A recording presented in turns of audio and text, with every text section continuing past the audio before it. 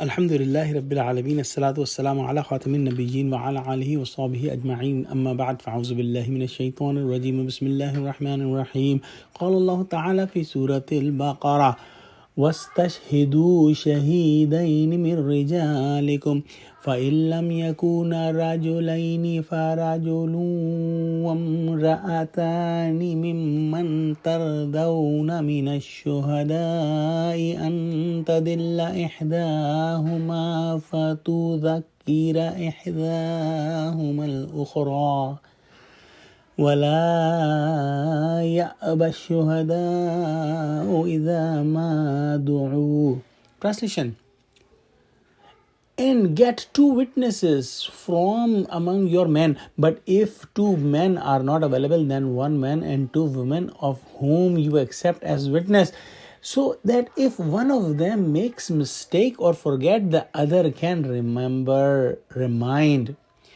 And the witnesses must not refuse when they are summoned.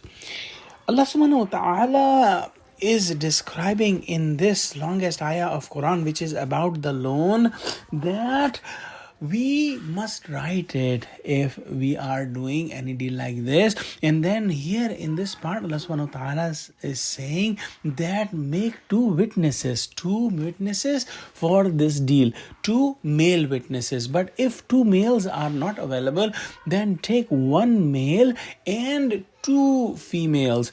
And he says that the reason is that if one of the female forgets, the other one will remind her. Now here becomes a question in some minds, that can a man not forget? Whenever we are studying laws like this in Quran that we cannot readily understand, we should use a principle in our minds, that Allah subhanahu wa ta'ala says that Allah ya'alamu man khalaq, that would he not know who created?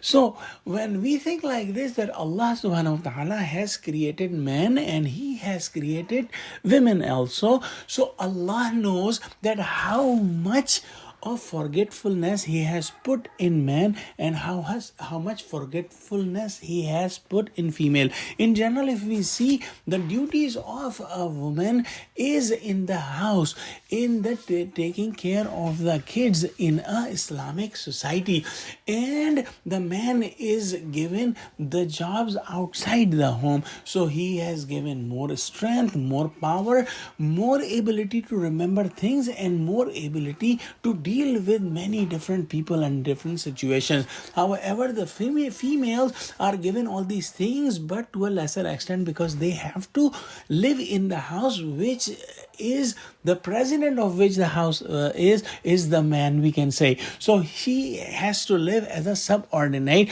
and for her role, it is best if she is given a little bit less of physical strength and little bit less memory, and also she is given more forgetfulness. Now, this is a general rule. It does not mean that all the men in the world have more memory than the females or the women.